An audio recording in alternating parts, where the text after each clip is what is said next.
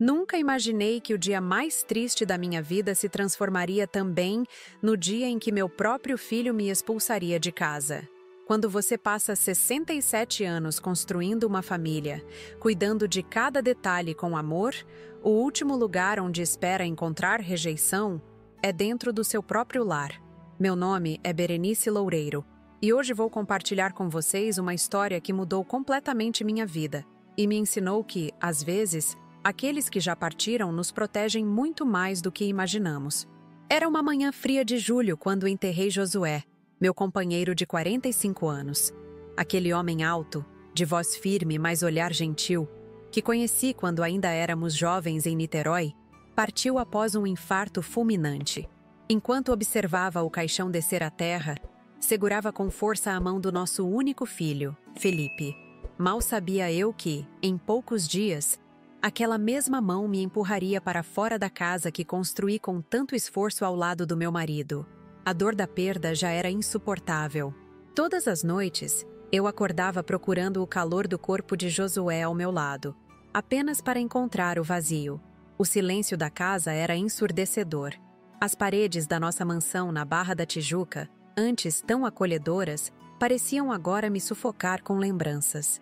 Mesmo assim, encontrava algum consolo na presença do meu filho, da minha nora Clarice e do meu querido neto Mateus, que com seus 12 anos era a luz dos meus dias.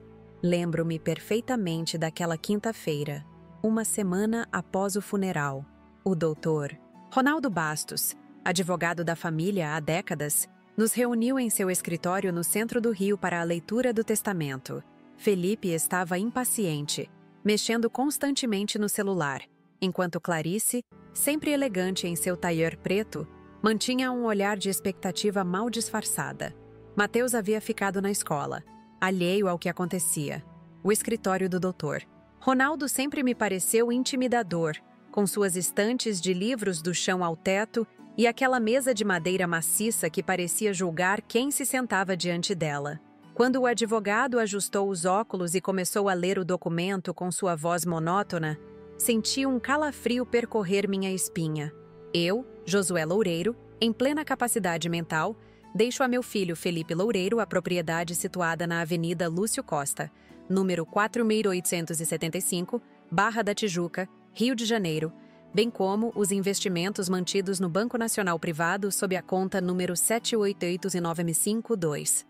Nesse momento, vi Felipe apertar discretamente a mão de Clarice, um sorriso contido nos lábios de ambos. Meu coração apertou. Josué havia deixado nossa casa para Felipe, o que não era uma surpresa, mas algo me dizia que havia mais por vir.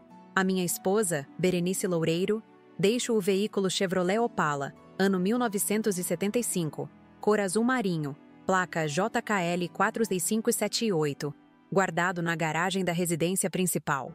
Houve um silêncio constrangedor na sala.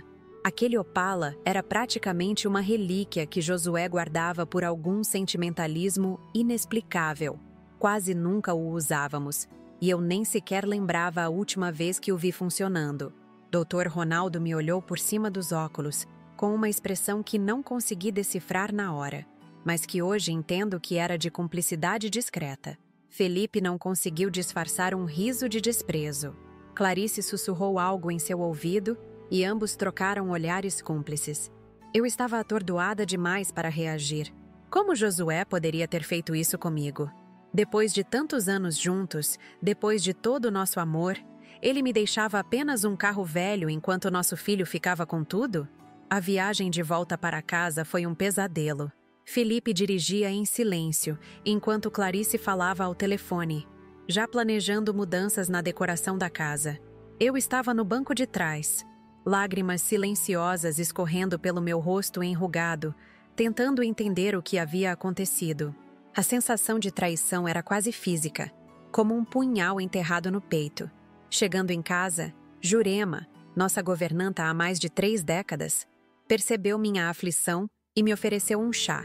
Sempre atenta, sempre presente, ela era mais família para mim do que muitos parentes de sangue. Mal tive tempo de sentar na cozinha quando ouvi Felipe chamar meu nome da sala, em um tom que nunca havia usado comigo antes. Mãe, precisamos conversar.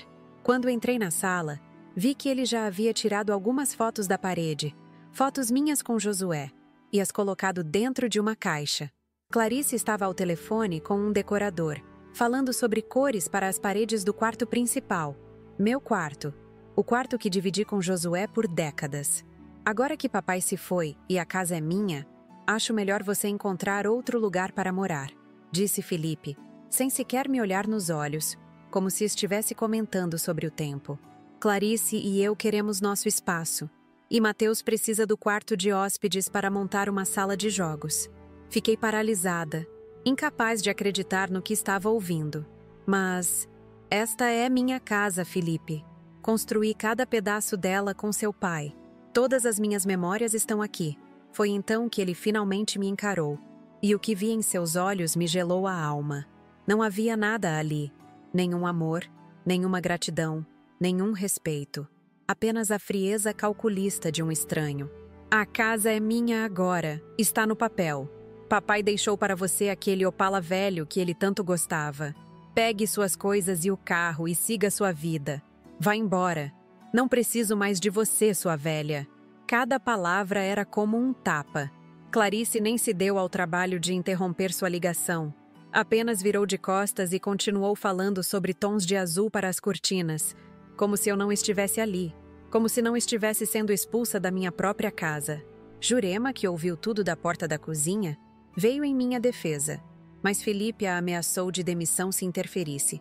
Vi as lágrimas nos olhos daquela mulher que cuidou de Felipe desde bebê, que o alimentou, que aguentou seus caprichos de adolescente e agora testemunhava o homem ingrato que ele havia se tornado. Subi para o quarto como uma sonâmbula e comecei a colocar algumas roupas em uma mala. Objetos pessoais, alguns poucos livros, as joias que herdei da minha mãe. Como uma vida inteira podia ser reduzida a tão pouco? Como eu poderia deixar para trás as marcas que fiz nas paredes da nossa casa, indicando o crescimento de Felipe ao longo dos anos? Como abandonar o jardim que plantei com tanto carinho, onde cada flor tinha uma história? Liguei para minha amiga Ione, em São Paulo. Sempre fomos como irmãs, e ela não hesitou um segundo em me oferecer abrigo. Venha para cá, Berenice. Fique o tempo que precisar. Aquele moleque ingrato não merece suas lágrimas. As palavras de conforto de Ione me deram força para terminar de arrumar minhas coisas. Quando desci as escadas com a mala, vi Felipe e Clarice sentados na sala, discutindo os detalhes da reforma que fariam. Não tive coragem de me despedir do meu neto, que ainda estava na escola. Talvez fosse melhor assim. A dor de dizer adeus àquele rostinho que tanto amava poderia ter me destruído completamente. Peguei as chaves do Opala que estavam penduradas no quadro de chaves da garagem. O carro estava empoeirado. Parecia não ser usado há anos. Olhei para ele com raiva, como se aquele objeto fosse o culpado pela minha situação. Por que Josué me deixaria apenas isso? Por que me abandonaria à própria sorte depois de uma vida juntos? Com dificuldade, coloquei minha mala no banco traseiro e tentei dar a partida. Surpreendentemente, o motor pegou na primeira tentativa, como se o carro estivesse apenas esperando por mim. Dei uma última olhada para a casa onde vivi tantos anos, onde criei meu filho, onde amei meu marido. Um pedaço do meu coração ficava para trás, junto com minhas memórias. Ou pelo menos, era o que eu pensava naquele momento. O que eu não sabia é que aquele velho Opala azul, que parecia ser uma herança cruel e insignificante, guardava dentro de si um segredo que mudaria completamente minha história. Um segredo que só descobriria dias depois, quando finalmente tivesse coragem de abrir o porta-malas e encontrar a verdadeira herança que Josué havia deixado para mim. Dirigi aquele Opala por quase 2 horas até chegar ao apartamento de Ione em São Paulo. Durante todo o trajeto, minhas lágrimas embaçavam a visão, obrigando-me a parar várias vezes no acostamento para recuperar o controle. O rádio antigo do carro ainda funcionava, tocando canções que Josué e eu dançávamos na juventude, como se o próprio veículo tentasse me consolar. Conheci Josué quando tinha apenas 22 anos, numa festa junina em Niterói. Ele era formado em engenharia civil e começava a construir seu império imobiliário. Eu, recém-formada em biblioteconomia, sonhava com uma vida tranquila entre livros. Nossos mundos eram completamente diferentes, mas algo naquele homem alto de sorriso discreto me conquistou desde o primeiro olhar. Ele dizia que foi meu jeito calmo de falar sobre literatura que o encantou. Você fala dos livros como se fossem velhos amigos, ele me disse na primeira noite em que conversamos. E era verdade. Os livros sempre foram meus companheiros, mesmo depois que nos casamos, mesmo depois que Felipe nasceu. Josué respeitava esse amor. Construiu uma biblioteca inteira para mim na mansão da Barra da Tijuca, com estantes do chão ao teto e uma poltrona confortável junto à janela, onde passei milhares de horas mergulhada em outros mundos.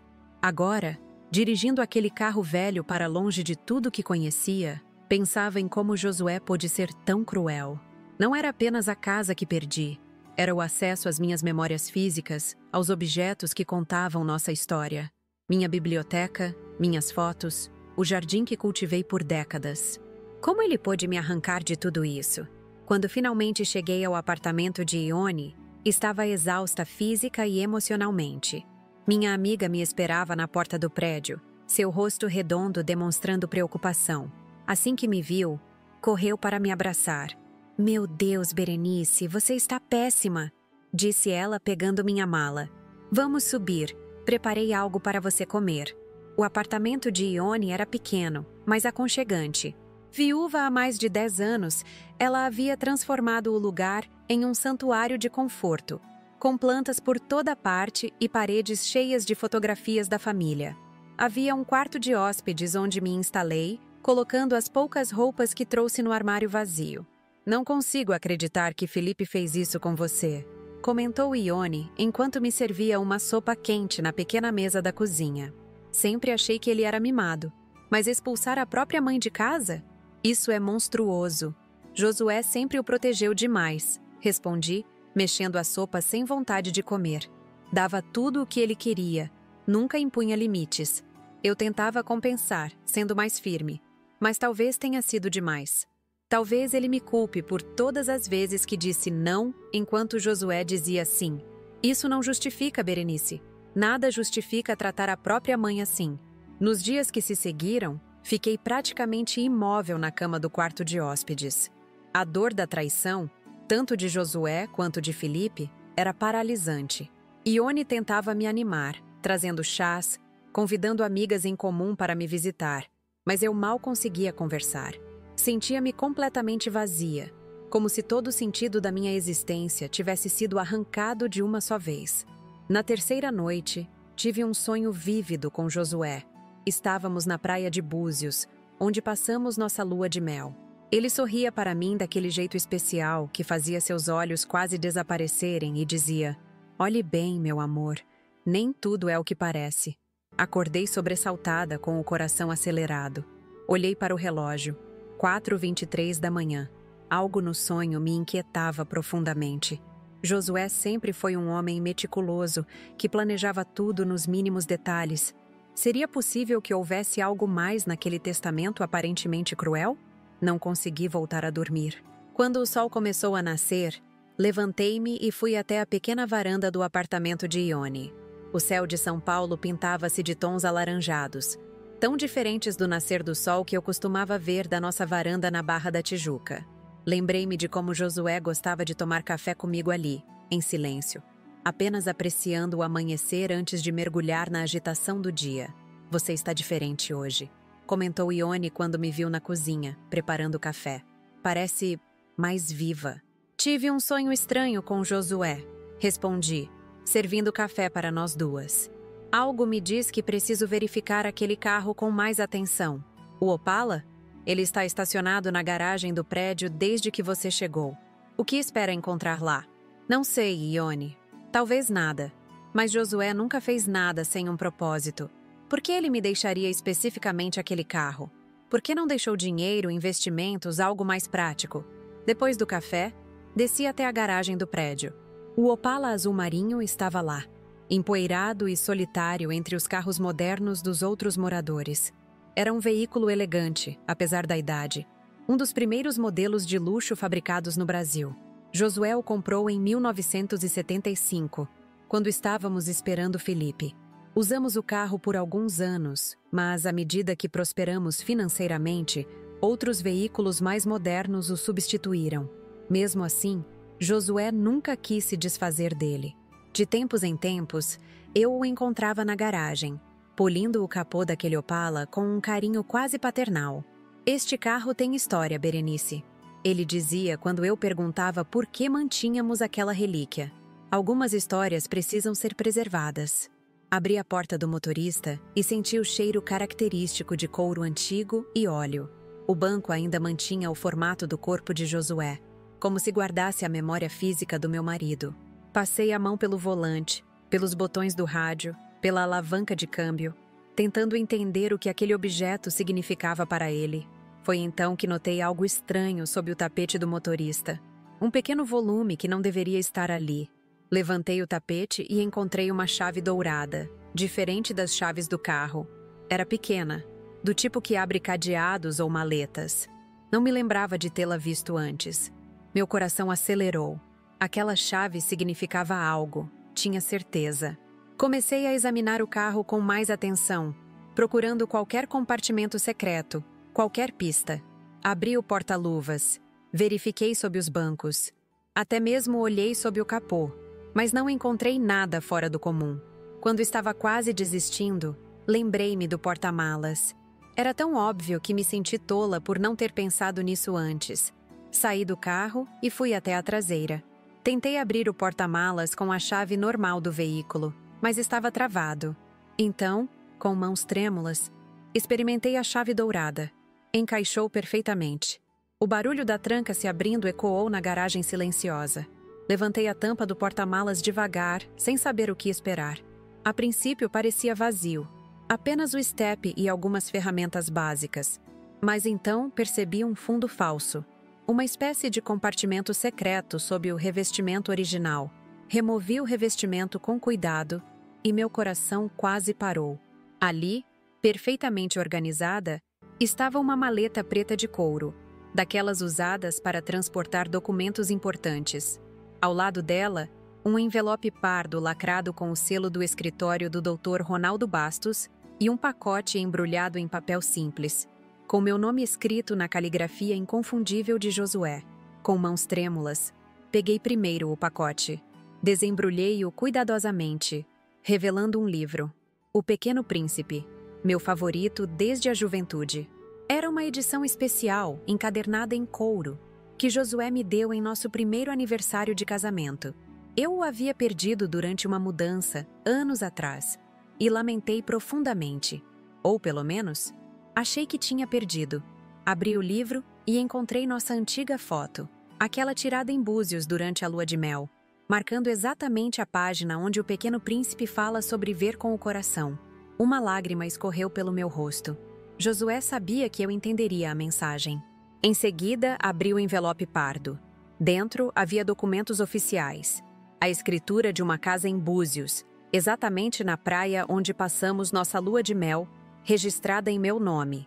Documentos de propriedade de um apartamento em Copacabana. Certificados de investimentos em meu nome no Banco Nacional Privado. E uma procuração assinada por Josué, me dando plenos poderes sobre outros bens não mencionados no testamento oficial. Por último, abri a maleta preta. Quase caí para trás ao ver seu conteúdo. Maços e mais maços de dinheiro, organizados meticulosamente. Havia também um pequeno envelope branco com meu nome. Com o coração batendo descompassado, abri o envelope e encontrei uma carta de Josué, escrita à mão. Meu eterno amor, se você está lendo isto, significa que minhas suspeitas sobre Felipe estavam corretas. Sei que será difícil a vida sem estar ao seu lado e com o nosso filho, que só pensa nele e na esposa dele. Sempre vi como ele mudou depois que conheceu Clarice, como o dinheiro e o status se tornaram mais importantes que a família. Sei que ele não iria te tratar bem depois que eu partisse. Por isso, deixei isso para você. Na maleta há 10 milhões de reais. Dinheiro suficiente para você viver confortavelmente pelo resto da vida. Os documentos que deixei garantem sua segurança financeira e um lugar para morar, longe do nosso filho ingrato. Pegue esse carro. e vá viver a sua vida em paz nessa casa de frente para o mar. A chave da casa está guardada com Antônio Cardoso, meu velho amigo mecânico em Niterói. Ele sabe de tudo e está esperando por você. Não dependa de ninguém, apenas de você, e que Deus continue te abençoando. Perdoe-me por não ter sido mais firme com Felipe enquanto pude. Talvez, se eu tivesse imposto mais limites, ele seria um homem melhor hoje. Construí minha vida para você, Berenice. Tudo o que fiz, cada investimento, cada decisão, foi pensando em te fazer feliz e te manter segura. Agora, use esse dinheiro e essa liberdade para viver os anos que te restam com a dignidade e a alegria que você merece. Te amo para sempre. Josué. Li a carta 3, 4, 5 vezes, as lágrimas embaçando minha visão. Não eram mais lágrimas de tristeza ou abandono. Eram lágrimas de compreensão, de alívio, de amor renovado. Josué não me traiu. Pelo contrário, ele me protegeu até depois da morte, prevendo exatamente o que aconteceria quando partisse. Fechei cuidadosamente o porta-malas, guardando o segredo que mudaria minha vida. Subi correndo para contar a Ione, que me abraçou chorando ao saber da verdade. Aquele Josué sempre foi mais esperto que todos nós, comentou ela, enxugando as lágrimas. Ele sabia exatamente o que estava fazendo. Naquela mesma tarde, liguei para o Dr. Ronaldo Bastos. Sua secretária tentou me impedir, dizendo que ele estava em reunião, mas quando mencionei meu nome, fui imediatamente transferida.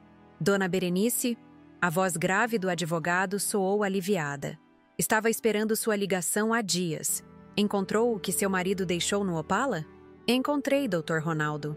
Encontrei tudo. O senhor sabia desde o início, não é? Sim, senhora. Seu marido me fez jurar segredo.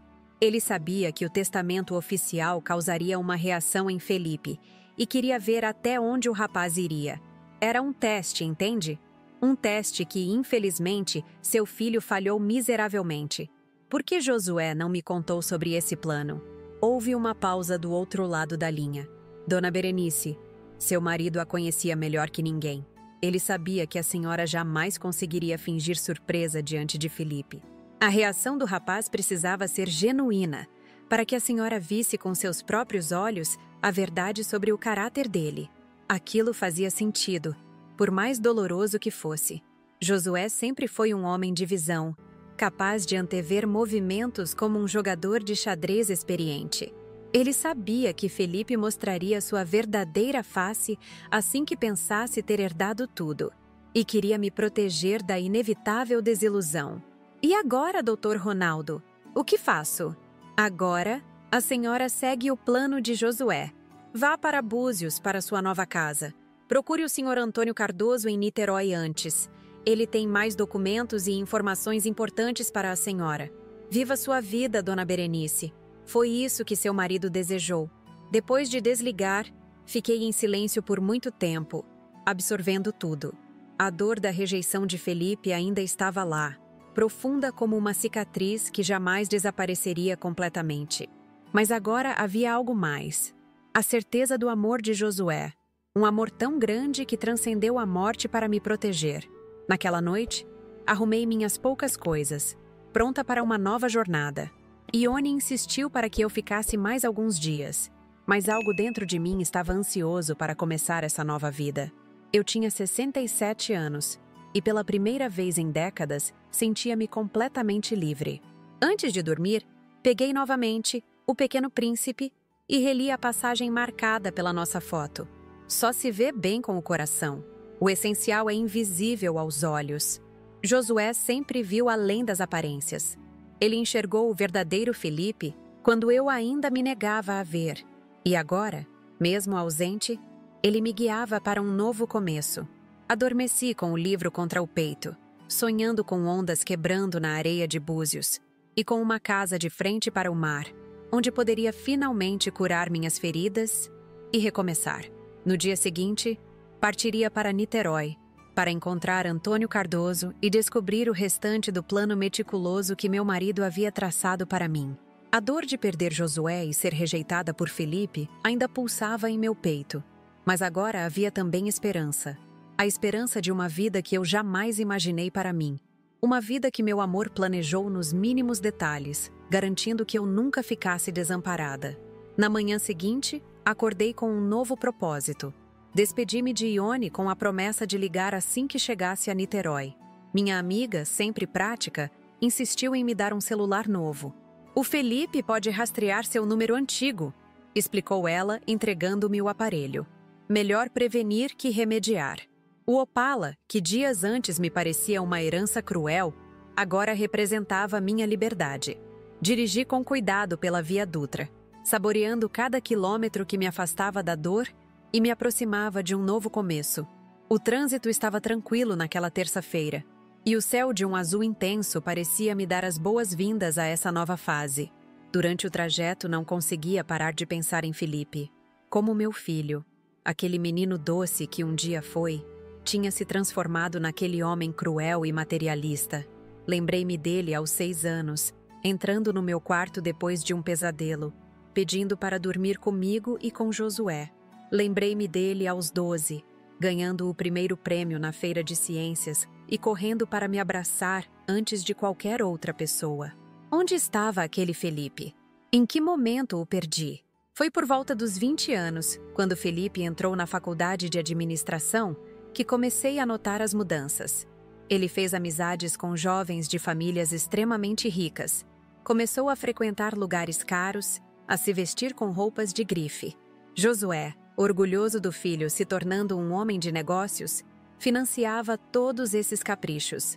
Eu tentava alertá-lo que estávamos criando um adulto mimado, mas meu marido sempre dizia: "Deixe o garoto aproveitar, Berenice. Trabalhamos duro justamente para dar a ele o que não tivemos." Então veio Clarice. Linda, sofisticada, de uma família tradicional mas falida. Felipe a conheceu em uma festa da faculdade e ficou completamente encantado. No início, gostei dela. Era educada, inteligente, parecia gostar realmente do meu filho. Mas com o tempo, percebi como ela sutilmente incentivava os piores aspectos da personalidade dele: o materialismo, a obsessão por status, o distanciamento da família. As visitas de Felipe foram se tornando cada vez mais raras após o casamento. Ele ligava nos aniversários e feriados, aparecia para almoços de domingo uma vez por mês, mas sempre com pressa de ir embora. Clarice quase sempre tinha uma desculpa para não vir. O único raio de luz nessa situação era Mateus, meu neto, que desde pequeno mostrou um coração sensível, tão diferente dos pais. Cheguei a Niterói no meio da tarde. Seguindo as instruções de Josué na carta, fui diretamente para a oficina de Antônio Cardoso. Era um lugar pequeno e simples na parte antiga da cidade, com uma placa desbotada que dizia: Oficina Cardoso, desde 1965. O próprio Antônio estava na entrada, um senhor de cabelos brancos e mãos calejadas, limpando ferramentas. "Dona Berenice?" perguntou ele assim que me viu sair do Opala, um sorriso gentil iluminando seu rosto enrugado. "Josué me disse que a senhora viria um dia. Estou esperando há semanas." Antônio me convidou para entrar, fechou a oficina e me levou até uma pequena sala nos fundos, onde guardava alguns documentos em um cofre antigo. Ofereceu-me café enquanto abria o cofre com mãos experientes. "Josué e eu servimos juntos no exército quando jovens", contou ele, tirando uma pasta do cofre. "Mantivemos contato todos esses anos. Ele confiava em mim para coisas que não confiava a mais ninguém, nem mesmo ao advogado dele." A pasta continha ainda mais documentos, informações sobre contas bancárias secretas, investimentos em empresas no exterior, uma propriedade rural em Petrópolis que nem eu sabia que Josué havia comprado.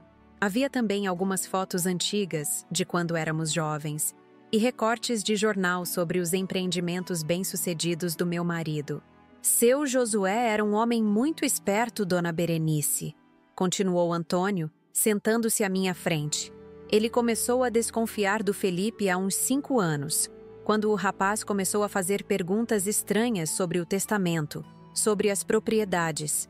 Josué percebeu que o filho estava mais interessado na herança do que no pai. Aquilo doeu como uma facada. 5 anos? Josué desconfiava do próprio filho há tanto tempo e nunca me disse nada? Por que ele não me contou, Antônio? O velho mecânico suspirou. seus olhos cansados mostrando compaixão. Ele não queria machucar a senhora, Dona Berenice. Sabia como a senhora amava o menino, como defendia ele mesmo quando o garoto errava. Josué esperava estar enganado, sabe? Esperava que Felipe mudasse, que amadurecesse. Mas quando a doença do coração piorou e os médicos avisaram que ele não tinha muito tempo... Doença do coração? Interrompi, sentindo um calafrio. Que doença? Antônio me olhou surpreso. A senhora não sabia? Josué tinha um problema cardíaco congênito. Foi diagnosticado há 2 anos.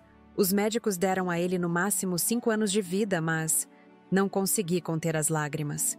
Josué escondeu de mim sua própria doença?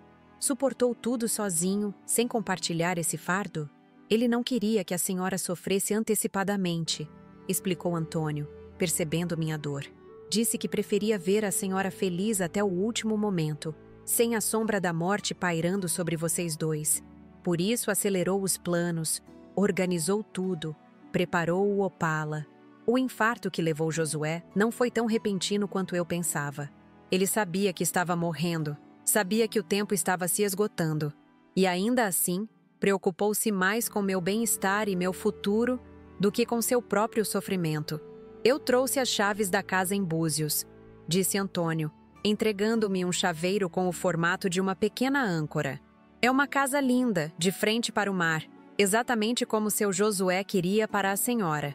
Ele a comprou há 3 anos, reformou-a completamente. Está mobiliada, pronta para a senhora se mudar. Fiquei em silêncio, absorvendo todas essas revelações. Josué, meu Josué, planejando cada detalhe da minha vida sem ele, prevendo cada obstáculo, cada dor, incluindo a pior de todas, a rejeição do nosso único filho.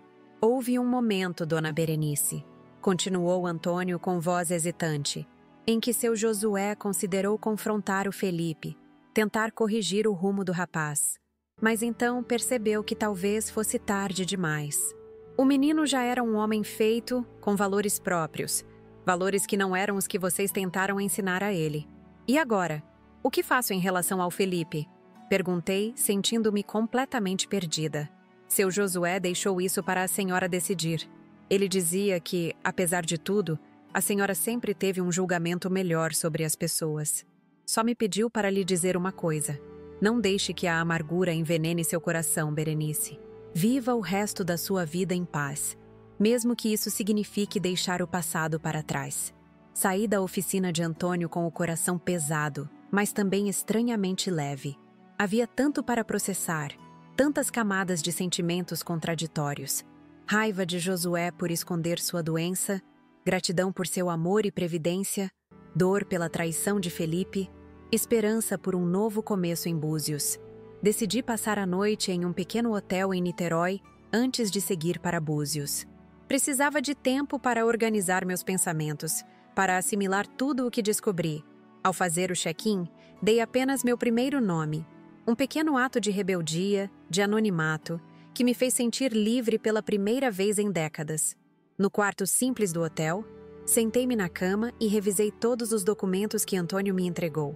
Havia mais dinheiro do que eu jamais poderia gastar, propriedades suficientes para me dar segurança pelo resto da vida. Josué havia construído uma rede de proteção tão sólida ao meu redor que eu poderia literalmente desaparecer e começar uma vida completamente nova. Foi então que meu novo celular tocou. Número desconhecido. Com o coração acelerado, atendi. Vovó?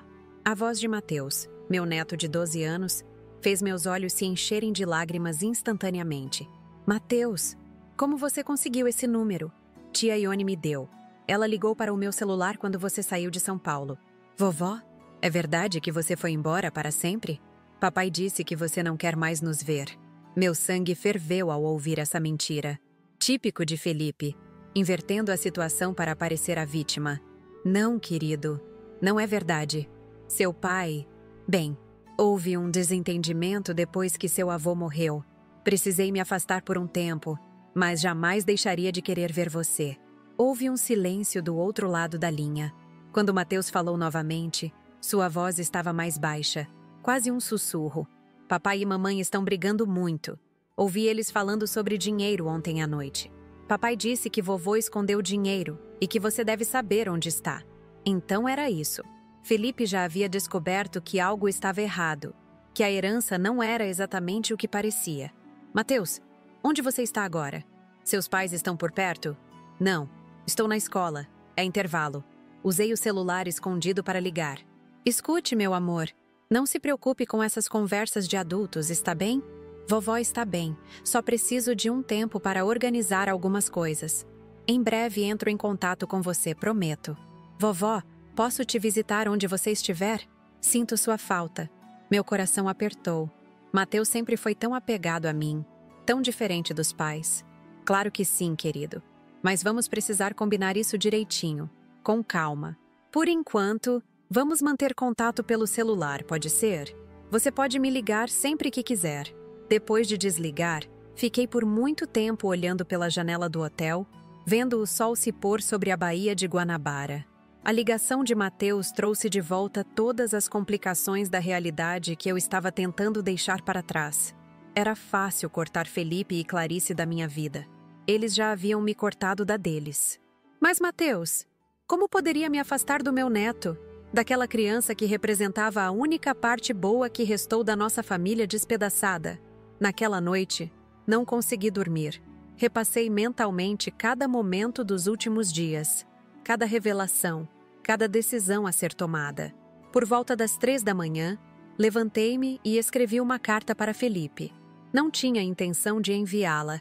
Era apenas uma forma de organizar meus pensamentos, de colocar para fora toda a mágoa e decepção. Meu filho, escrevi com mãos trêmulas. Houve um tempo em que você era a luz dos meus dias, a razão do meu sorriso. Lembro-me de você pequeno, correndo pela casa, enchendo nossos dias de alegria. O que aconteceu com aquele menino? Em que momento o perdi para a ganância e o materialismo? Seu pai, mesmo desconfiando do homem que você se tornou, nunca deixou de te amar. Até o fim ele esperou que você mudasse, que o filho que criamos com tanto amor reaparecesse sob essa máscara de frieza e interesse. Eu também esperei, também acreditei, também me iludi. Até o momento em que você me expulsou da nossa casa, da casa que construí com seu pai, onde cada parede guarda uma memória da nossa família. Vá embora. Não preciso mais de você, sua velha. Suas palavras ecoam na minha mente dia e noite, como um pesadelo do qual não consigo despertar. Continuei escrevendo até o amanhecer, derramando no papel toda a dor da rejeição, toda a desilusão de ver meu único filho se transformar em um estranho cruel. Quando terminei, dobrei cuidadosamente as páginas e guardei-as no fundo da minha bolsa. Talvez um dia encontrasse coragem para enviar aquela carta, para confrontar Felipe com a verdade dos meus sentimentos. Ou talvez não. Na manhã seguinte, depois de um café rápido, segui para Búzios. A viagem de Niterói até lá dura cerca de 3 horas, mas eu não tinha pressa. Parei algumas vezes no caminho, apenas para apreciar a paisagem, para respirar o ar do mar, para me lembrar que estava viva e que tinha um futuro pela frente, apesar de tudo. Cheguei a Búzios no início da tarde. Seguindo as instruções de Antônio, encontrei facilmente a casa. Uma bela construção de 2 andares em estilo mediterrâneo, com paredes brancas e janelas azuis, localizada em uma pequena elevação com vista panorâmica para o mar.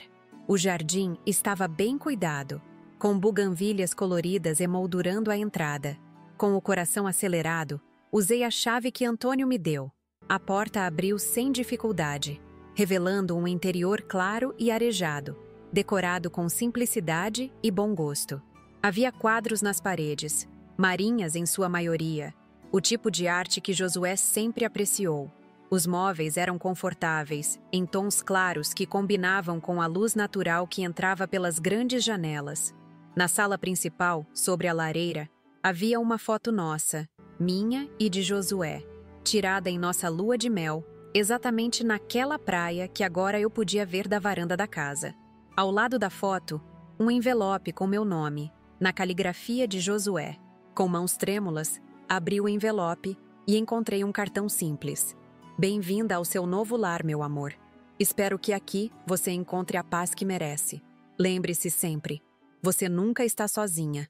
Meu amor por você transcende o tempo e o espaço. Eternamente seu, Josué. As lágrimas vieram inevitáveis, mas dessa vez não eram lágrimas de dor ou abandono. Eram lágrimas de gratidão, de amor, de compreensão profunda do que Josué havia feito por mim. Passei o resto do dia explorando a casa, abrindo armários, conhecendo cada cômodo. No escritório no segundo andar, encontrei mais documentos, instruções detalhadas sobre as contas bancárias, os investimentos, os contatos importantes. Josué havia pensado em tudo, planejado cada detalhe para garantir que eu nunca precisasse me preocupar com dinheiro ou segurança. No quarto principal, meu coração quase parou quando abri o guarda-roupa. Lá estavam minhas roupas. Não todas, claro, mas muitas peças que eu amava, incluindo o vestido azul que usei em nosso último aniversário de casamento.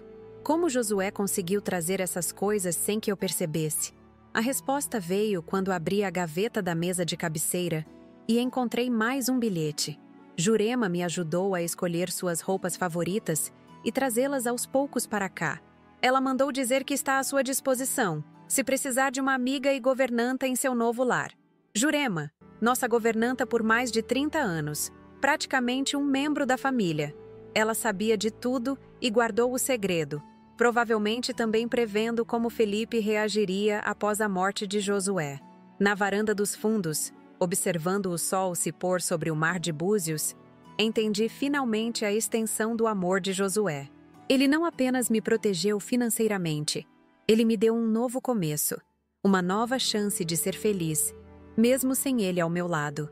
Naquela noite, dormi profundamente pela primeira vez desde a morte de Josué. No quarto novo, na casa nova, senti uma paz que não experimentava há muito tempo. A dor da rejeição de Felipe ainda estava lá, como uma ferida que levaria tempo para cicatrizar completamente. Mas agora eu tinha um propósito, um lugar, uma vida pela frente. E mais importante, eu tinha a certeza do amor de Josué, um amor tão grande que transcendeu a própria morte para me proteger e me guiar para esse novo começo. Acordei na manhã seguinte com o som das ondas quebrando na praia. Por um momento, desorientada pelo ambiente desconhecido, não soube onde estava. Então, as memórias voltaram.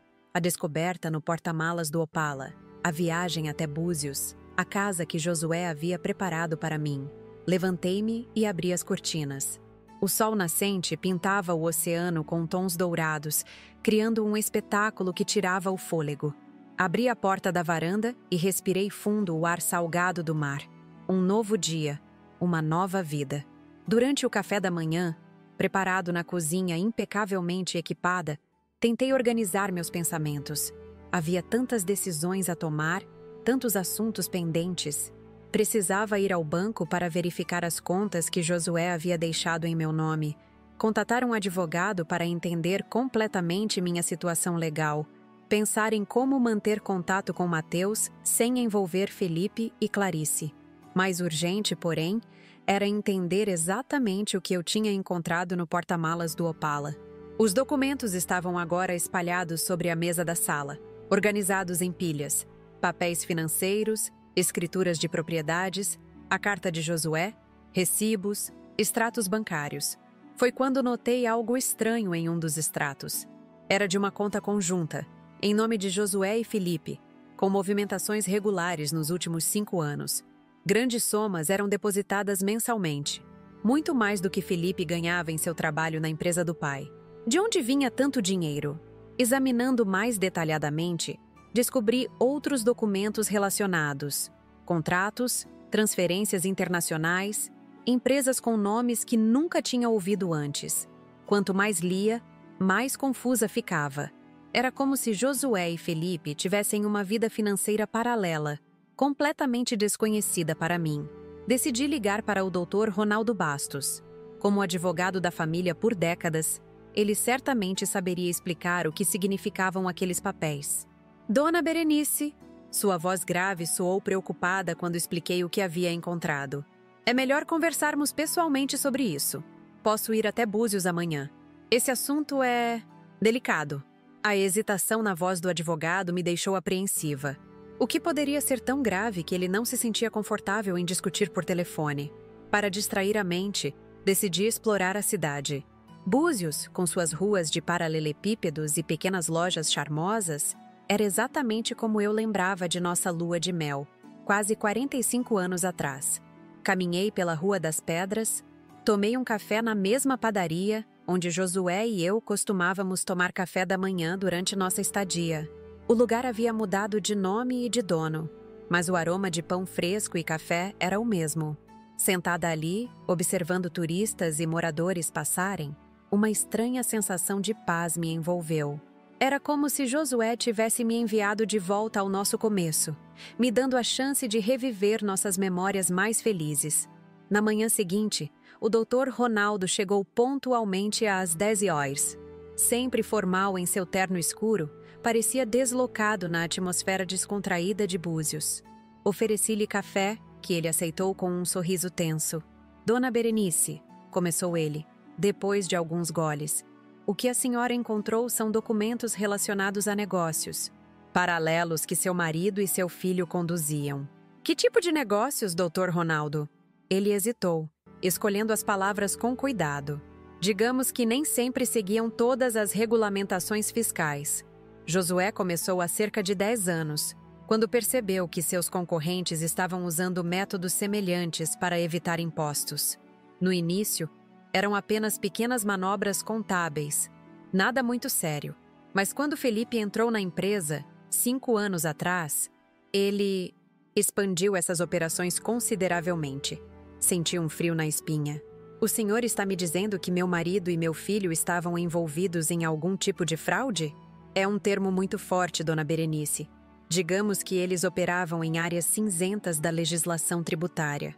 Nada criminoso o suficiente para causar problemas sérios, mas certamente não algo que gostaríamos de ver examinado minuciosamente pelas autoridades. Tentei processar essa informação. Josué, meu Josué, sempre tão correto, tão íntegro, envolvido em áreas cinzentas de negócios? Era difícil de acreditar. Mas Felipe, isso explicaria seu súbito interesse em administrar a empresa nos últimos anos, seu estilo de vida cada vez mais luxuoso. Por que Josué me esconderia isso? Dr. Ronaldo suspirou. Ele queria proteger a senhora. Sabia que não aprovaria. Na verdade, nos últimos meses de vida, Josué estava tentando desfazer essas operações, fechar essas contas offshore, regularizar tudo. Felipe resistiu veementemente. Houve discussões acaloradas entre eles. Uma peça do quebra-cabeça se encaixou. Foi por isso que Josué me deixou protegida dessa forma? Ele temia que essas irregularidades pudessem nos afetar de alguma forma? Exatamente. Josué queria garantir que a senhora estivesse financeiramente segura, independentemente do que acontecesse com os negócios da família após sua morte. Ele temia que Felipe continuasse e até expandisse essas práticas, potencialmente atraindo a atenção das autoridades. E pelo que entendi, ele também percebeu que Felipe havia mudado, que talvez não cuidasse da senhora como deveria. E agora? Estou em risco legal por causa desses documentos? Dr. Ronaldo balançou a cabeça. Não, senhora. Josué foi extremamente cuidadoso em manter a senhora completamente fora desses negócios. Seu nome não aparece em nenhum documento comprometedor. Além disso, as propriedades e contas que ele deixou para a senhora são completamente legítimas, pagas com dinheiro devidamente declarado. Ele a protegeu em todos os sentidos. Senti lágrimas nos olhos. Mesmo nas sombras, Josué pensou em mim, em minha segurança, em minha integridade. O que devo fazer com esses documentos? Sugiro guardá-los em lugar seguro. Eles são uma espécie de seguro, por assim dizer. Se Felipe algum dia tentar contestar o testamento ou causar problemas para a senhora, esses papéis poderiam ser persuasivos para fazê-lo recuar. Entendi a mensagem nas entrelinhas. Aqueles documentos eram uma arma que eu poderia usar contra meu próprio filho, se necessário. A ideia me deixou nauseada. Depois que Dr. Ronaldo partiu, sentei-me na varanda, olhando para o mar, tentando conciliar essa nova revelação com a imagem que sempre tive de Josué. Meu marido, o homem que eu amei por quase meio século, tinha um lado que eu desconhecia completamente. Ele havia cruzado linhas que sempre acreditei serem invioláveis para nós dois. E ainda assim, Mesmo nessas transgressões, ele tentou me proteger, me manter a salvo, preservar minha inocência. Havia um amor profundo nessa proteção, mesmo que misturado com engano. Quanto a Felipe, essa descoberta lançava uma nova luz sobre seu comportamento. Ele não era apenas um filho ingrato, era um homem que havia sido iniciado por seu próprio pai em práticas questionáveis e que agora se via sem a orientação que sempre o manteve dentro de certos limites. O que ele faria com a empresa, com esse legado complicado? Meus pensamentos foram interrompidos pelo toque do celular. Era Mateus novamente. "Vovó, papai está muito bravo", disse ele, sua voz infantil tremendo ligeiramente. "Ele descobriu que você tem um carro velho do vovô e acha que tem alguma coisa importante nele. Ele e mamãe brigaram feio ontem à noite. Ouvi mamãe dizer que eles precisam te encontrar urgente." Senti um arrepio. Felipe já havia percebido que algo estava errado, que havia mais no testamento do que parecia inicialmente. E agora ele estava me procurando. "Mateus, querido, você contou a ele sobre nossas conversas? Sobre ter meu número?" "Não, vovó, juro. Só ligo quando estou sozinho, como você me ensinou." "Ótimo, meu amor. Escute, é muito importante que você continue guardando esse segredo, está bem? Vovó precisa de um tempo para resolver algumas coisas. Você confia em mim?" "Confio, vovó. Mas estou com medo. Papai está diferente, gritando o tempo todo." Meu coração apertou. Mateus estava no meio de uma situação que não compreendia, testemunhando comportamentos que certamente o confundiam e assustavam. "Não se preocupe, querido. Tudo vai ficar bem. Se você se sentir muito assustado, pode ligar para mim a qualquer hora, dia ou noite. Prometo que sempre atenderei." Depois de desligar, tomei uma decisão. Liguei para Ione em São Paulo. "Preciso de um favor enorme", disse, após explicar a situação. "Você poderia vir até Búzios por alguns dias? Felipe está me procurando e não quero estar sozinha quando ele me encontrar." "E vai encontrar, mais cedo ou mais tarde." "Claro que vou, amiga. Pego o primeiro ônibus amanhã cedo." Com Ione a caminho, senti-me um pouco mais segura. Passei o resto do dia organizando a casa, familiarizando-me com meu novo ambiente, tentando criar alguma normalidade nessa situação extraordinária. À noite, sentada na varanda com uma taça de vinho, contemplando as estrelas sobre o oceano, tentei imaginar o que Josué diria se estivesse ali. Ele me aconselharia a ser forte, a enfrentar Felipe com dignidade, a proteger Mateus acima de tudo. No dia seguinte, Ione chegou por volta do meio-dia, trazendo consigo sua energia contagiante e uma mala cheia de doces caseiros. Sua presença imediatamente iluminou a casa, afastando as sombras das minhas preocupações. "Este lugar é um paraíso!" exclamou ela, explorando cada cômodo com entusiasmo juvenil. "Josué realmente sabia como cuidar de você." Mostrei a ela os documentos que havia encontrado. Expliquei o que Dr. Ronaldo havia me dito sobre os negócios de Josué e Felipe. "Então o garoto seguiu os passos do pai no lado errado da lei também", comentou Ione, sempre direta. "Não estou surpresa. Felipe sempre teve essa aura de quem acha que as regras são para os outros, não para ele." "O que eu faço, Ione? Parte de mim quer confrontar Felipe, mostrar a ele que sei de tudo, tanto sobre os negócios quanto sobre o dinheiro que Josué deixou para mim. Mas outra parte só quer esquecer que tenho um filho, começar uma vida nova aqui, longe de toda essa dor." Ione pegou minhas mãos entre as suas. "Não cabe a mim dizer o que você deve fazer, Berenice, mas pense no que te trará paz. Confrontar Felipe pode te dar a satisfação momentânea de ver a expressão dele quando descobrir que você não está desamparada como ele pensava. Mas depois? Vocês vão se reconciliar? Ele vai se arrepender sinceramente de como te tratou? Ou vai apenas fingir arrependimento para tentar tirar algo de você?" Suas palavras atingiram fundo. Conhecendo Felipe, ele provavelmente tentaria manipular a situação a seu favor assim que descobrisse sobre o dinheiro e as propriedades. "E quanto a Mateus?" perguntei. "Não posso simplesmente desaparecer da vida do meu neto."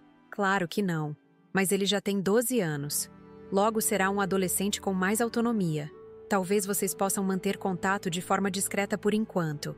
E quando ele for mais velho, poderá visitá-la por conta própria." Passamos o resto do dia e a noite seguinte conversando, relembrando histórias da juventude, planejando como seria minha nova vida em Búzios. Ione sugeriu que eu retomasse minha paixão pelos livros, talvez trabalhando como voluntária na biblioteca local, ou até mesmo abrindo uma pequena livraria.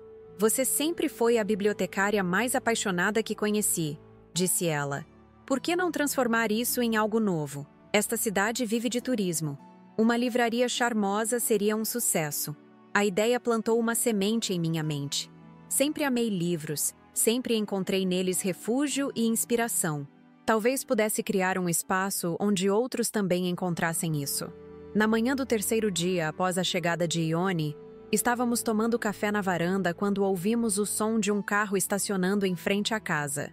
Meu coração disparou quando reconheci o Range Rover preto de Felipe. Ele nos encontrou. Murmurei, sentindo o pânico crescer. Ione apertou minha mão. Respire fundo, Berenice.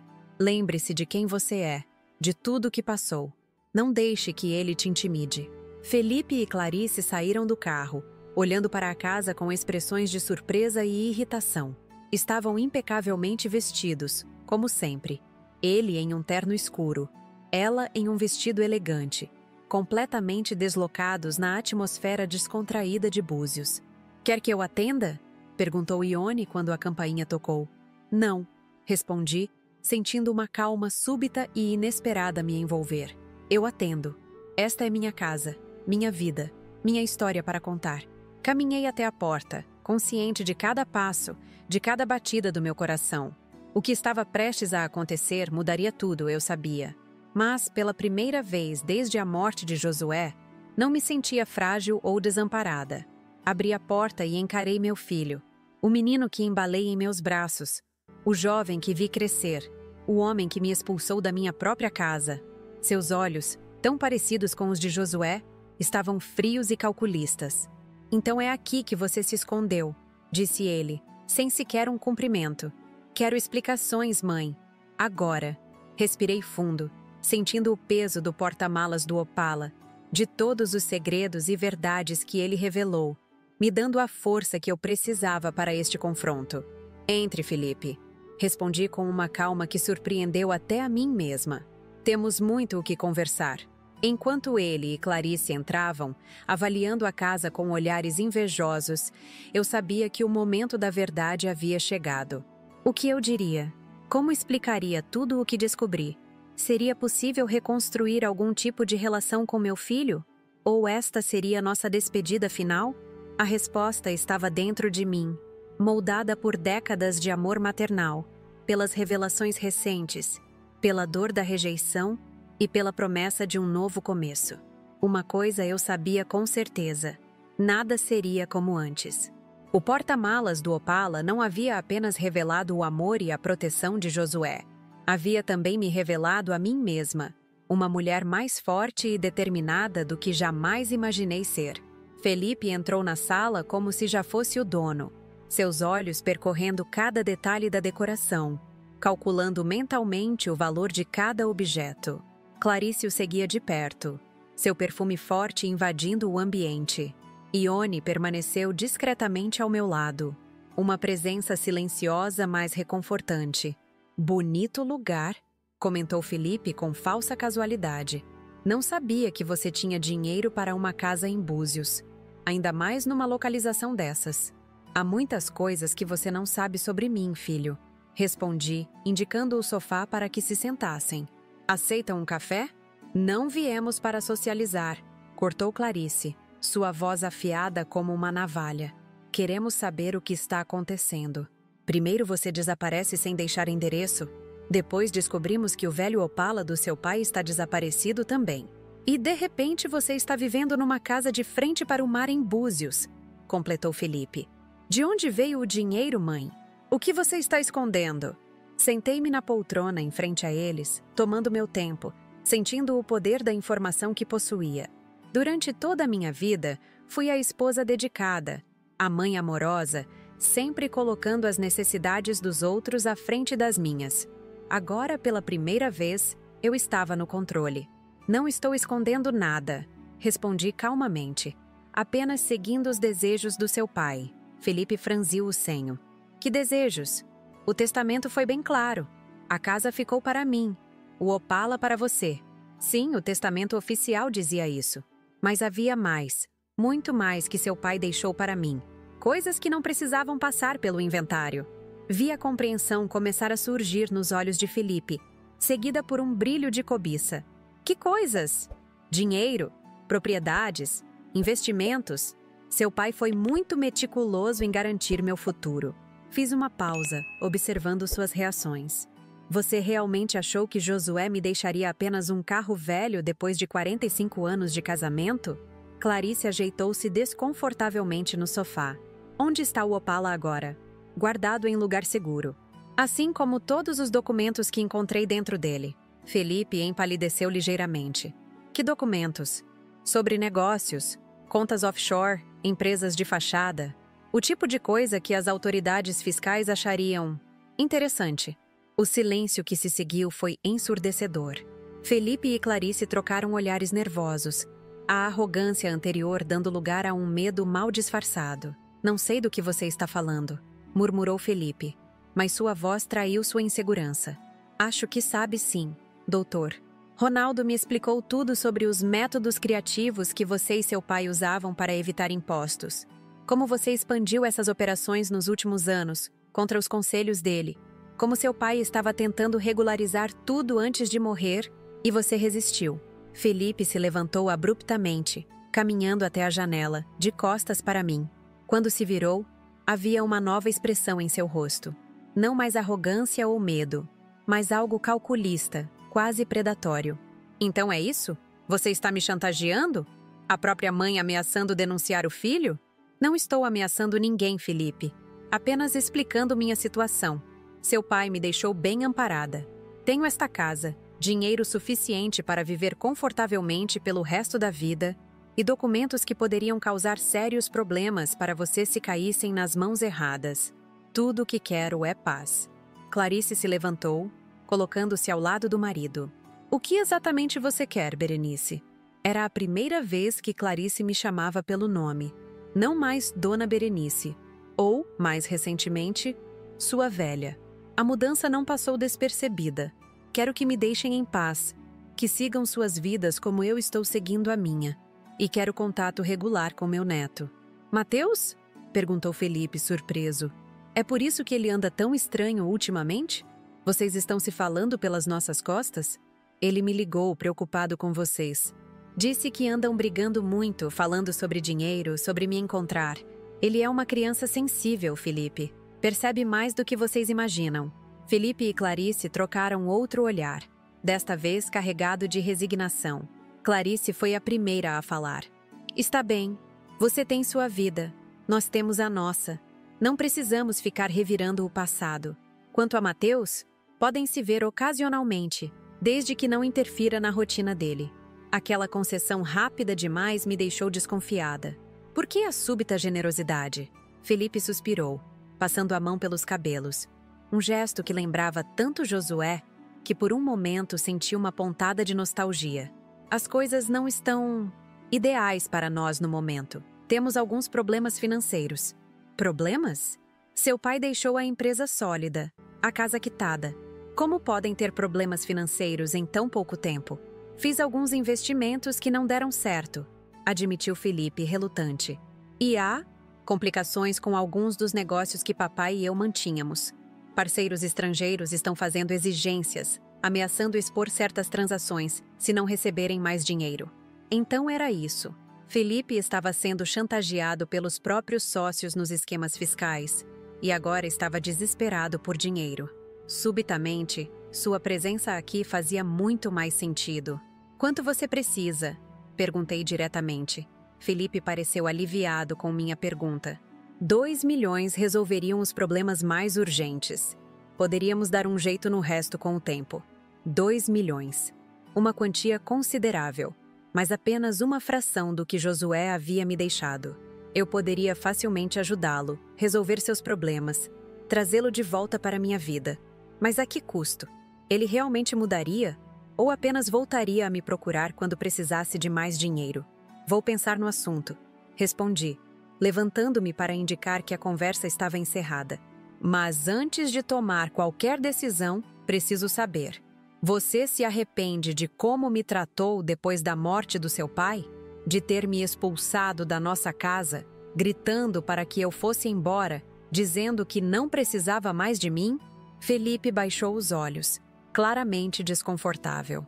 Por um momento, pensei ter vislumbrado um lampejo de vergonha genuína. Mas quando ele ergueu o olhar novamente, havia apenas o cálculo frio de sempre. Estava sob muita pressão, mãe. A morte de papai, a responsabilidade pela empresa, os problemas que já começavam a surgir. Não estava pensando claramente. Não era um pedido de desculpas, nem mesmo uma admissão completa de erro. Apenas uma desculpa conveniente. Uma tentativa de racionalizar sua crueldade. Entendo, respondi, minha decisão cristalizando-se. Darei minha resposta em alguns dias. Agora, se não se importam, tenho compromissos na cidade. Relutantes, mas sem alternativa, Felipe e Clarice se despediram. Antes de sair, Felipe hesitou à porta. Aquela carta que você mencionou, a que seu pai deixou para você. O que dizia? Sorri, recordando as palavras que havia lido e relido tantas vezes nos últimos dias. Dizia que eu nunca deveria depender de ninguém, apenas de mim mesma, e que ele me amava. Após sua partida, Ione e eu nos sentamos na varanda, observando o oceano em silêncio. Foi ela quem finalmente quebrou o silêncio. Você vai ajudá-lo? Não sei, Ione. Ele é meu filho, apesar de tudo. Mas também não posso ignorar quem ele se tornou, como me tratou. Ajudar financeiramente é uma coisa, ponderou ela. Perdoar é outra completamente diferente. Aquela noite, não consegui dormir. Fiquei revirando na cama, pensando em Josué, em Felipe, em Mateus, em tudo que havia acontecido nas últimas semanas. Quando o sol começou a nascer, tomei minha decisão. Chamei Dr. Ronaldo logo cedo, explicando o que pretendia fazer. Ele concordou em preparar os documentos necessários e trazê-los até Búzios no dia seguinte. Liguei para Felipe em seguida, marcando um encontro em minha casa para o final da semana. Venha sozinho, instruí, e traga Mateus. Nos dias que se seguiram, organizei tudo meticulosamente. Ione voltou para São Paulo, prometendo retornar em algumas semanas para uma visita mais longa. Eu queria enfrentar Felipe sozinha desta vez, completamente dona de mim mesma e de minhas decisões. Quando o dia finalmente chegou, estava pronta. Mateus foi o primeiro a entrar, correndo para me abraçar com o entusiasmo puro de seus 12 anos. Vovó, que saudade! Esta casa é incrível. Tem praia aqui perto? Podemos nadar depois? Abracei-o longamente, sentindo seu pequeno corpo vibrante de energia. Claro que podemos, meu amor. Temos todo o tempo do mundo. Felipe entrou logo depois, visivelmente nervoso. Seus olhos percorreram a sala, notando os documentos organizados sobre a mesa de centro. Mateus, por que não vai explorar o Jardim dos Fundos? Sugeri. Tem uma mangueira carregada de frutas e uma rede para descansar. Depois conversamos sobre aquele mergulho. Assim que ficamos sozinhos, Felipe foi direto ao assunto. Pensou na minha proposta? Pensei muito, Felipe. Sobre você, sobre seu pai, sobre nossa família, sobre o dinheiro. Indiquei os documentos sobre a mesa. Aqui está minha resposta. R$ 1 milhão transferido para sua conta amanhã. Os outros documentos são um contrato. Estou criando um fundo educacional para Mateus, no valor de R$ 1 milhão. Nem você nem Clarice terão acesso a esse dinheiro. Será liberado diretamente para ele quando completar 18 anos, para sua faculdade e início de vida adulta. Felipe franziu o senho, visivelmente desapontado com o valor menor do que pedira, mas inteligente o suficiente para não reclamar. E o contrato? Estabelece algumas condições. Primeiro, você não me pedirá mais dinheiro, sob nenhuma circunstância. Segundo, terei livre acesso a Mateus. Ele poderá me visitar durante as férias escolares e falaremos por telefone regularmente. Terceiro, você usará este dinheiro para resolver seus problemas legítimos, não para continuar com os esquemas que você e seu pai mantinham. Como você vai garantir isso? Perguntou ele desconfiado. Não vou. Estou confiando em você, Felipe. Pela última vez. Use esta chance para fazer o certo, para ser o homem que seu pai sempre esperou que você fosse. Vi um lampejo de algo. Culpa? Remorso? Cruzar seu rosto, rapidamente substituído pela expressão neutra de sempre. E se eu não aceitar suas condições? Então não há dinheiro. E aqueles documentos que mencionei antes podem acabar nas mãos erradas. A escolha é sua. Felipe pegou o contrato, lendo-o cuidadosamente. Após alguns minutos, assentiu. Parece justo.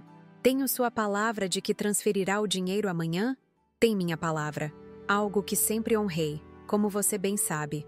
Depois que ele assinou todos os papéis, chamei Mateus de volta. O menino entrou correndo, as mãos manchadas de suco de manga, um sorriso radiante no rosto. Vovó, tem um caminho que desce direto para a praia. Podemos ir agora? Olhei para Felipe, que assentiu resignado. Vão em frente. Volto para buscá-lo no final da tarde. Enquanto Felipe saía, Mateus já puxava minha mão em direção à porta dos fundos.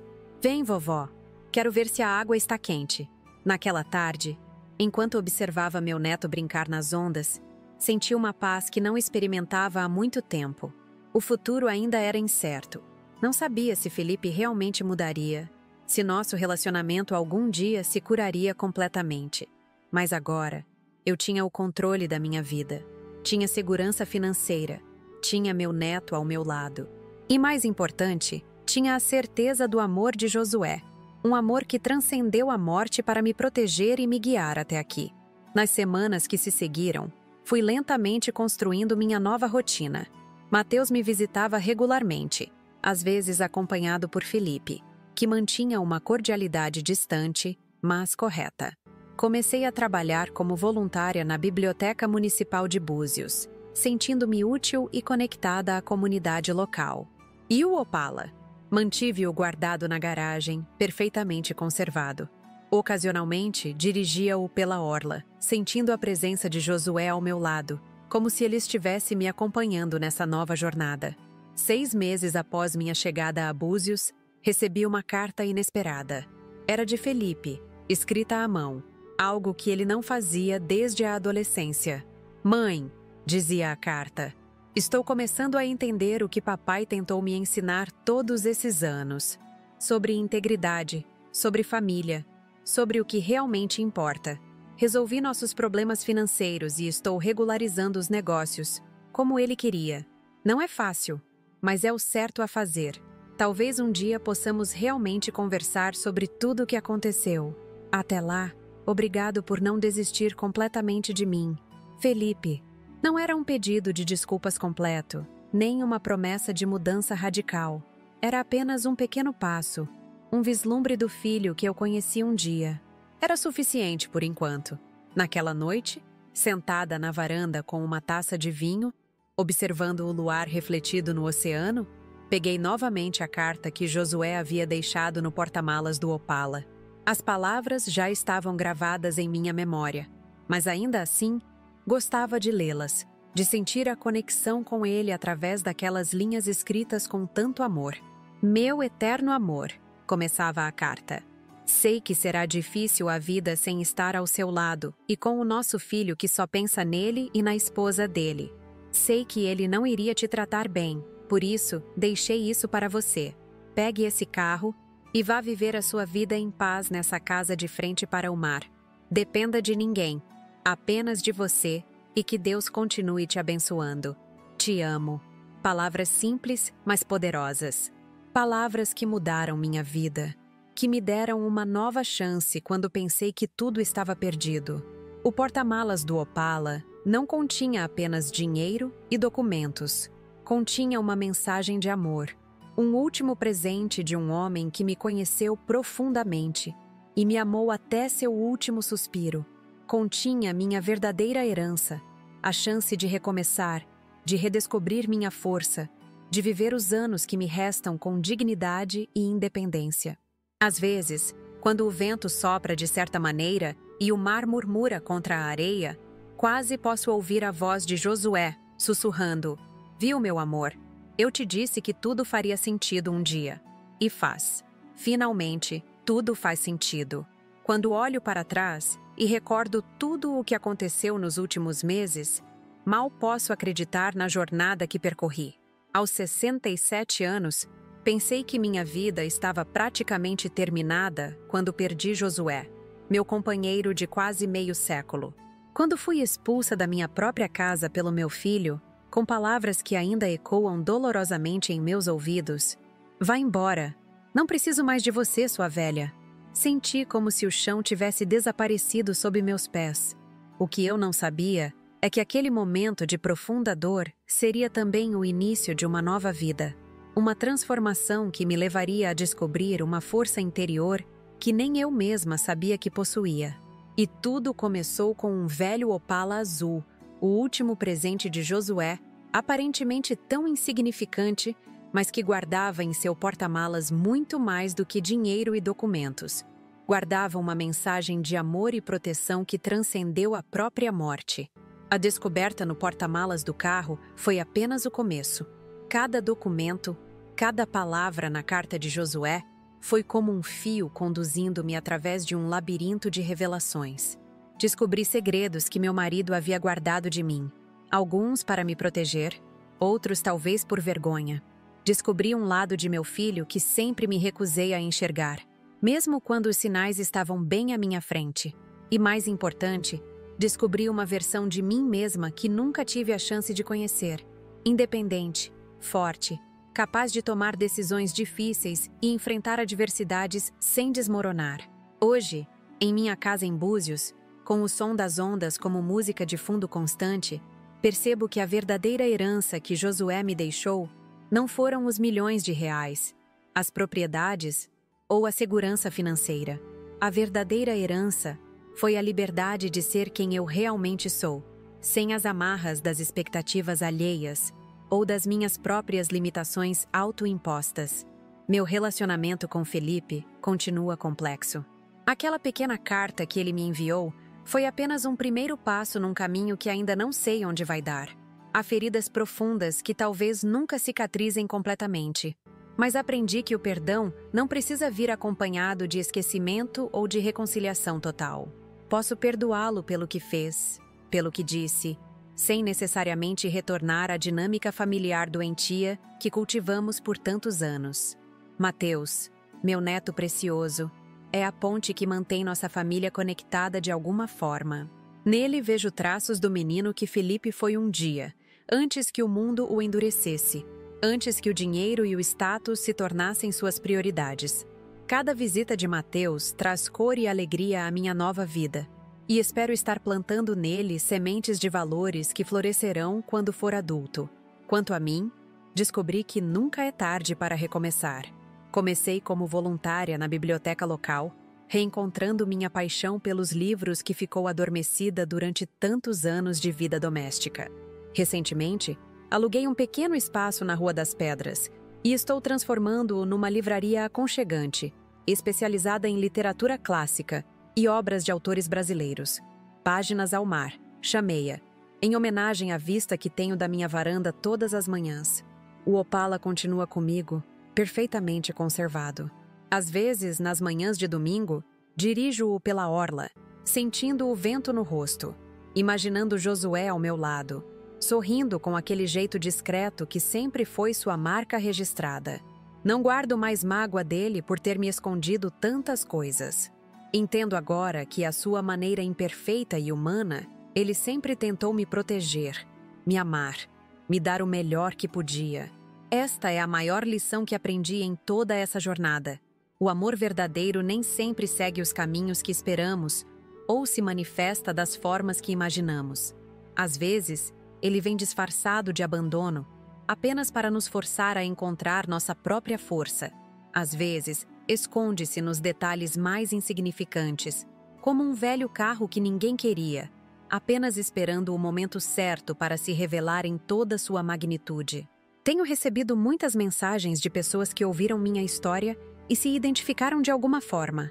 Mulheres da minha idade que também perderam seus companheiros e tiveram que reinventar suas vidas. Filhos que se arrependem de como trataram seus pais idosos.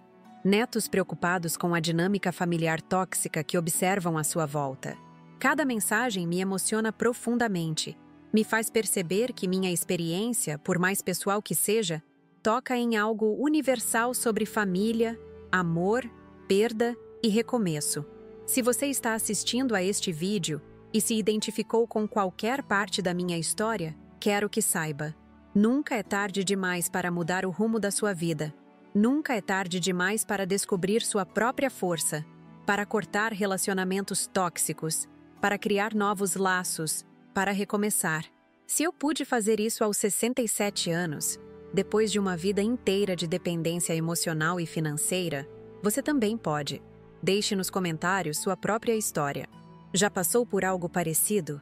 Já se sentiu rejeitado por alguém que deveria te amar incondicionalmente? Como lidou com isso? Ou talvez você esteja do outro lado. Já tratou um familiar idoso com menos respeito e carinho do que ele merecia? O que te fez perceber seu erro? Seus comentários são extremamente importantes para mim e para o canal Vovó Lembrou. Eles me ajudam a saber que não estou sozinha nessa jornada, que minhas experiências ressoam com outros corações, que minhas palavras têm algum valor neste mundo tão cheio de ruídos e distrações. Se você gostou da minha história, por favor, não esqueça de se inscrever no canal Vovó Lembrou. Temos novos vídeos todas as semanas, contando histórias reais de pessoas como eu e você, histórias que nos fazem rir, chorar, refletir sobre a vida e suas complexidades. O botão de inscrição está logo abaixo do vídeo, junto com o sininho que você pode ativar para receber notificações sempre que um novo vídeo for publicado. Deixe seu like também. Cada curtida é um sinal para o algoritmo de que nosso conteúdo merece ser visto por mais pessoas. E compartilhe este vídeo com alguém que você acha que precisa ouvir esta mensagem de esperança e renovação. Produzir conteúdo de qualidade como este exige muito tempo, dedicação e recursos. Se você puder, considere nos ajudar através do Valeu Demais, uma forma de doação que nos permite cobrir os custos de produção e continuar trazendo histórias emocionantes diariamente. Mesmo uma pequena contribuição faz uma enorme diferença para mantermos o canal ativo e crescendo. Esse apoio é o que torna possível continuar compartilhando estas histórias que tocam tantos corações. No próximo vídeo, vou contar como foi o reencontro com Jurema, nossa antiga governanta, que agora vive comigo aqui em Búzios e se tornou muito mais que uma funcionária. É uma verdadeira amiga e confidente. Uma história de lealdade que atravessou décadas e sobreviveu a todas as tempestades. Antes de me despedir, quero deixar um pensamento para reflexão. Às vezes, o que parece ser o fim de tudo é apenas o começo de algo novo e mais significativo. Como dizia meu querido Josué em sua última carta para mim: dependa de ninguém, apenas de você, e que Deus continue te abençoando. Palavras que mudaram minha vida e que talvez possam mudar a sua também. Obrigada por ouvir minha história. Obrigada por fazer parte deste momento da minha vida. E lembre-se sempre, no porta-malas da vida, às vezes encontramos os tesouros mais inesperados, exatamente quando pensamos que tudo está perdido. Até o próximo vídeo, aqui no canal Vovó Lembrou. Não se esqueça de se inscrever, curtir, comentar e, se possível, nos apoiar pelo Valeu Demais. Sua participação é o que dá sentido a tudo isso.